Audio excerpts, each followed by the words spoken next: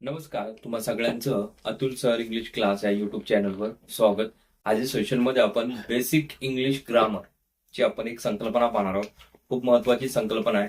ह्याच्यामध्ये जे 4 शब्द आहेत हे तुमच्या रोजच्या वापरातले आहेत आणि तुमच्या रोजच्या दैनंदिन जीवनातले आहेत. पण त्याचं ग्रॅमॅटिकली प्रोग्राम काय आहे हे तुम्हाला लक्षात आलं तर तुम्हाला त्याचं ग्रामर पण लक्षात येऊन जाईल. बघा, माझा अजून एक चॅनल आहे, तो आहे इंग्लिश स्पीकिंगचा आहे. त्याचं नाव आहे सर्स इंग्लिश अकॅडमी. या चॅनलवर फक्त इंग्लिश स्पीकिंगच्या रिलेटेडच मी व्हिडिओ अपलोड करत असतो. काय डाऊट असेल इंग्लिश स्पीकिंगच्या रिलेटेड तर ह्या चॅनलवर जा आणि त्या चॅनललाही तुम्ही सबस्क्राईब करा, जसं तुम्ही ह्या चॅनलला सबस्क्राईब केले त्याप्रमाणे. बघ, आता हे जे 4 शब्द कोणते आहेत पहा, मी तुम्हाला लिहून देतो आणि त्याचा ग्रॅमॅटिकल प्रोग्राम काय आहे पहा. पहिला आहे तुमचा धिस, नंतर आहे दॅट, नंतर येतं इकडं दीज आणि इकडे येतं दोज. बघा, आता यांचा ग्रॅमॅटिकल प्रोग्राम काय. धिसचं अनेक वचन आहे दीज, दॅटचं अनेक वचन आहे दोज. धिस हे कोणासाठी वापरलं जातं, जवळ, पण काय एक वचन मध्ये, म्हणजे एखादी वस्तू किंवा काय जे तुम्हाला सांगायचंय ते जर एक वचन असेल तर त्यावेळेस तुम्हाला धिस वापरायचंय. आणि तेच जर गोष्ट तुमची लांब असेल म्हणजे दूर दूर असेल आणि अनेक वचन मध्ये, म्हणजे एकापेक्षा जेव्हा जास्त असेल त्यावेळेस तुम्हाला काय वापरायचंय, दीज. जसे की बघा, आता इथे एक पेन आहे असं, आहे की नाही. एक पेन असेल तर काय म्हणणार तुम्ही, धिस इज पेन. अनेक असतील तर जवळ आहे तुमच्या, मग दीज आर पेन्स. म्हणजे एकापेक्षा जास्त असेल तर दीज वापरायचे. हे लक्षात आलं तुमच्या. धीस कुठं आणि दीज कुठं. धीसचं अनेक वचन आहे दीज. उच्चारांमध्ये फरक पाहून घ्या, तुम्ही गडबड करता, दोन्हीला तुम्ही धीस म्हणता.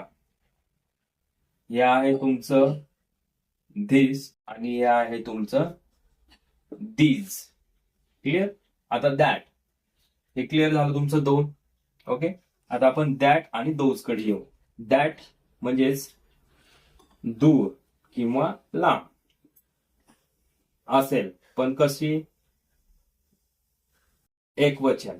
म्हणजे एखादी वस्तू किंवा पेन हे लांब आहे आणि तुम्ही काय म्हणता की what is that, that is pen किंवा that is fan, that is a car. आलं लक्षात, पण एक वचन मध्ये आहे. आता ह्याच अनेक वचन काय आहे तुमचं, दोज. त्याला पण दोज, लक्षात घ्या, दोज. हे दॅट, हा, दोज पण लांब किंवा काही अंतरावर, पण कशासाठी, अनेक वचन. म्हणजे जी वस्तू किंवा व्यक्ती काय असेल ते काय तुमचं अनेक वचन आहे पण लांब आहे, त्यावेळेस काय वापरायचं तुम्हाला, दोज. काय, दोज. Those R pens. बघा फरक आहे. लिहून देतो तुम्हाला वाक्यरचना. This is a pen. Okay, आता ह्याच अनेक वचन म्हणलं तर काय येईल, दीज आर पेन्स. म्हणजे जे नाऊन आहे त्याला तुम्हाला अनेक वचन करायचं आहे. दॅट इज अ पेन, म्हणजे तो पेन आहे. त्याचा अनेक वचन काय येईल, दोज आर पेन्स. म्हणजे हे जे काय तुम्ही नाऊन घेणार इथं, हे तुमचं काय असणार, अनेक वचन. हे क्लिअर करा. आणि इथं जे नाम असेल त्याच्यापूर्वी तुम्हाला एक वचन असेल तर तुम्हाला अ वापरायचंय. काय, अ. क्लिअर हा कन्सेप्ट. आता ह्याचे काही नियम आहेत वापरण्याचे, ते आता आपण पाहूयात. हे लिहून घ्या तुम्हाला समजण्याकरिता.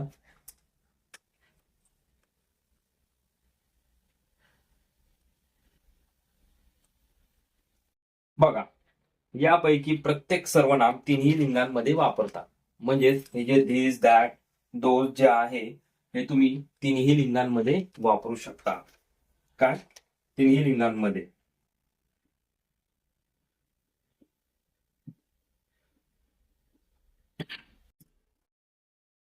वापर होतो. लिहून घ्या. त्याच्यानंतर आहे दर्शक सर्वनाम नंतर लगेच नाम येत नाही. म्हणजेच हे जे चार आता सांगितले तुम्हाला, दिस, दॅट, दीज, यांना मराठीमध्ये काय, दर्शक सर्वनाम. म्हणजे ज्यावेळेस तुम्ही दर्शक सर्वनाम म्हणून वापरणार, दिस इज अ पेन, त्याच्यानंतर लगेच नाम येत नाही. नाम कुठे येतं, इकडे येतं, म्हणून त्याला आपण काय म्हणणार, दर्शक सर्वनाम. म्हणजे याच्यामध्ये लगेच नाम येत नाही, हे क्लिअर करा. दर्शक सर्वनाम आणि दर्शक विशेषण यात फरक आहे. बघा, हे झालं तुमचं आत्ताचं दर्शक सर्वनाम. आता ह्याच्यानंतरचा जो कन्सेप्ट आहे तुमचा काय, की दर्शक सर्वनाम आणि दर्शक सर्वनाम आणि दर्शक विशेषण यामध्ये काय फरक आहे हे लक्षात घ्या. यामध्ये फरक आहे, लिहून घ्या तुम्ही, म्हणजे तुम्हाला ते लक्षात राहील तुमच्या. बघा कसा फरक आहे. आता इथं मी काय दिलं होतं, एक एक्झाम्पल घेऊ. धिस इज अ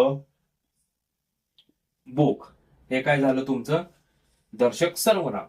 आता दर्शक विशेषण म्हणजे कसं असेल बघा, this book is very interesting.